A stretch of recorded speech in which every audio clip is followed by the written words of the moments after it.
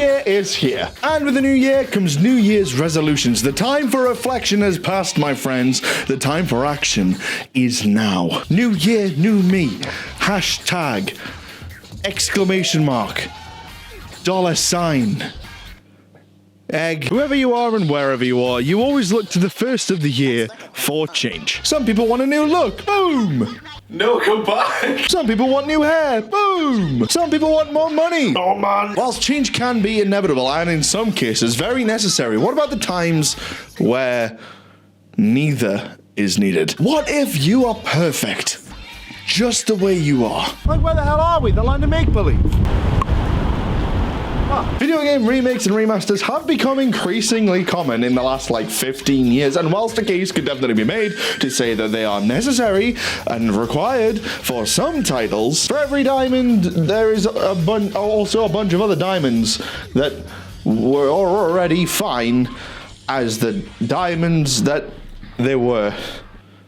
Metaphor. So when isn't it called for? When isn't it necessary? And how can you change the future? Well, in order to answer those questions, we need to look at some lazy money moves and some of my own personal history. Every time a video game releases, you could argue that it is dated the day after it has come out. Game tech designers and wizards are constantly trying to make the next best engine that will turn my PC into a furnace. But sometimes it's the right thing to do to just leave things as they were. Oh, what? I'm not allowed to say that some things just age absolutely fine and don't need tampered with. Oh, come, there are tons of examples of where this is the case. The Last of Us, Mafia, Red Dead Redemption. Right, okay, we're gonna look at this now. Remasters can be some of the guiltiest of the guilty when it comes to not only lazy cash grabs, but also taking a step back from the original. It is important at this stage to note that a remake and a remaster do differ greatly from one another. A remake oftentimes changes a game almost entirely, but keeps things similar. Game mechanics are swapped out for more up-to-date ones, visuals are changed, and blah blah blah blah blah blah blah blah. You've played Resident Evil 2. Whereas a remaster can usually just be the same game with a couple of alterations, bug fixes, and that's about it. You've played Resident Evil 1. But both of these always come with a new price tag, often around the same you would pay for a retail new game. In the wake of the success of Red Dead Redemption 2, it 100% made sense that Rockstar would look to capitalize on the success by revisiting the original. After all, Red Dead 2 is a prequel. For a long time, Red Dead fans thought that we were going to get a full Red Dead Redemption remake, ran through the new engine of the Red Dead Redemption 2 world. After all, with the entire Red Dead Redemption map localized in Red Dead Redemption 2, it would make sense to do that. But do we need either? Let's just take a quick look at what the re-release of Red Dead Redemption actually did. Okay, so we got some like wind, like some dust rolling across the road. That's quite cinematic. Oh wow, the light engine actually is. That's actually gorgeous. That water actually looks incredible. Wow, and the explosions look incredible. Dust, under the landscapes. Look. Oh, wow, actually, maybe I was completely wrong about this. Except I'm not, because all of this footage that I just showed you is from the original 2010 Red Dead Redemption release. Your face meet egg.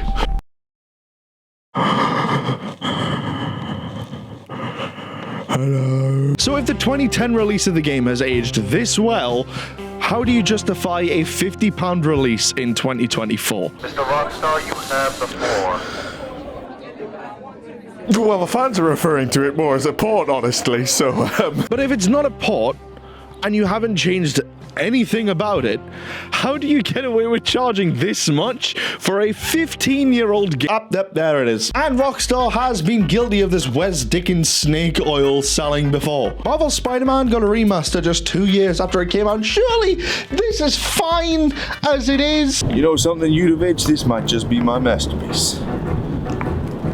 Except now it's been a couple of seconds. I could probably do a better job. Batman Return to Arkham, Skyrim, God of War 3, The Last of Us. You might look at Modern Warfare 2 remastered and think, oh my god, wow, that actually looks incredible. But then I would tell you that they only remastered the campaign. And there it is. And there's something worse than just money at stake.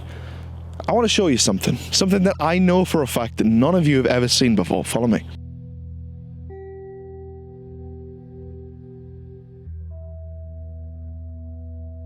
This is a pot that I made in middle school.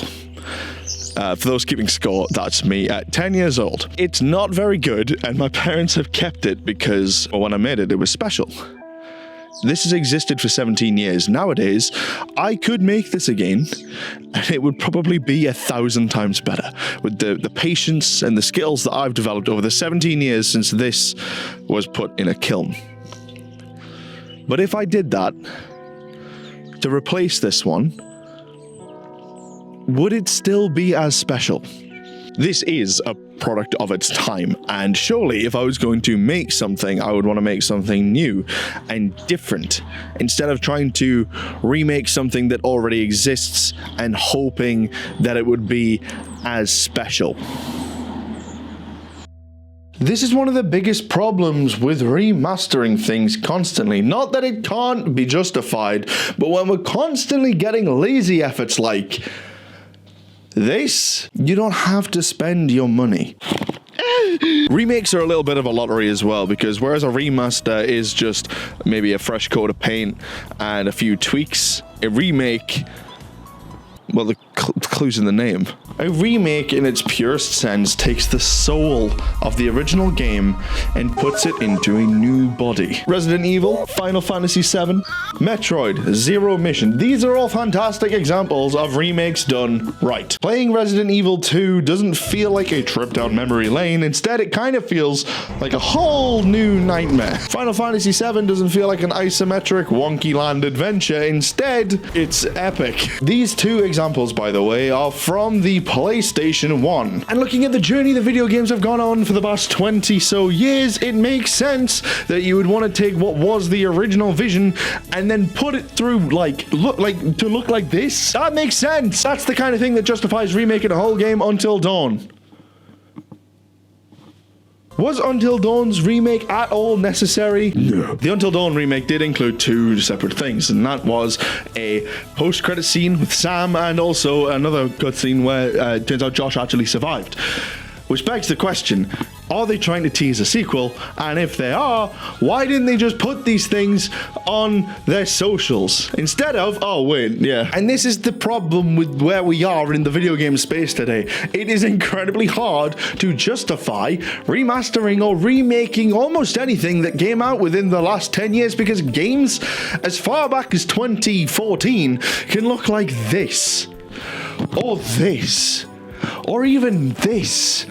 This is just sexy. The necessity for remaking games should kind of sort of be dying out, and yet you got The Witcher, Paper Mario, Prince of Persia, Metal Gear, Snake Eater, you want Persona, Tomb Raider, Sam Max and Yuka, Gothic Pain and Braid, Luigi's Mansion 2 and Xenoblade, DKC, Don't You See Beyond Good and Evil, and we got Shadows of the Damned, Freedom Wars and Silent Hill, remakes after remakes coming still, Splinter Cell still to come, Brothers of Steel and Two Sons. You see what I mean. But why is it happening? Why are we ending up with an increased number of remakes and remasters with a smaller and smaller gap between each release? There's a few things that come together into making this remake cake, and that is a cup of massive development budgets, a half cup of pre-existing fan base, a heaping spoon of nostalgia, all bound together with a dash of financial certainty. And in an industry where even one mistake or one bad game can mean millions of dollars lost, it makes sense that companies want to tap in to existing franchises. It's why this cake is all but too common. It is far too easy to win with. The Last of Us got a remake that fell onto PlayStations only a few years after the remaster, which confused everyone. Which, to its credit, did align the graphics more with The Last of Us 2, but changed basically nothing else. Except for this stuff as well. But with the fan base that exists for The Last of Us, Sony and probably Naughty Dog as well knew that this was a slam dunk. Point 3. Even Final Fantasy VII drew ire despite the fact it's a technical masterpiece, because They've broken it up into pieces. Resident Evil was guilty of a huge step backwards as well with Resident Evil 3, which took the larger part of Raccoon City, and instead of having it be explorative like it was in Resident Evil 2, now you're on Resident Evil's It's a Small Nemesis after all. This is part of a much larger problem. Much like a child at a jazz bar, they just don't respect the soul.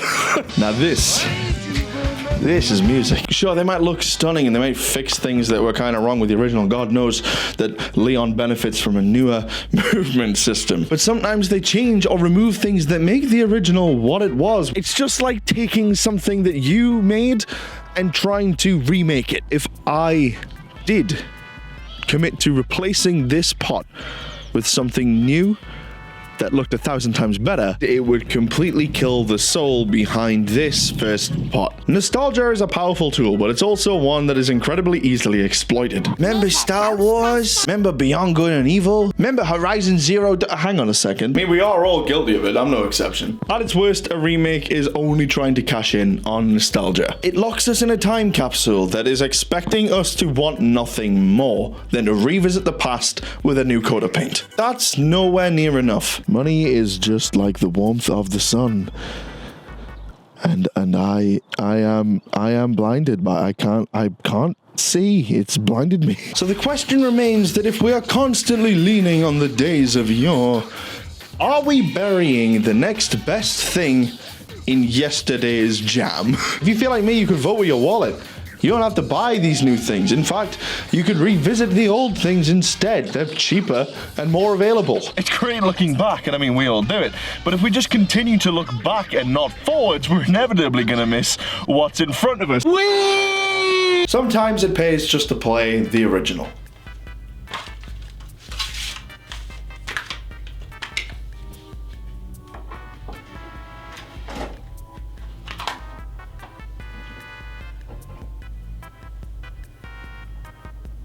Aww.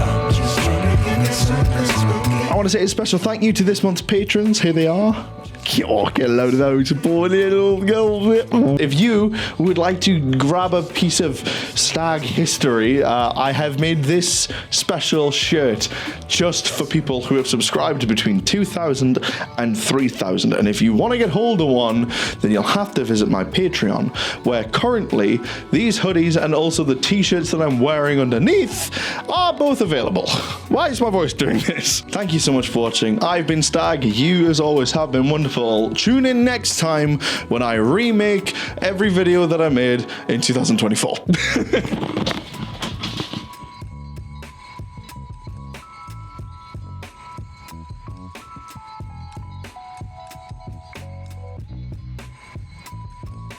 Well, that was close and nearly crashed.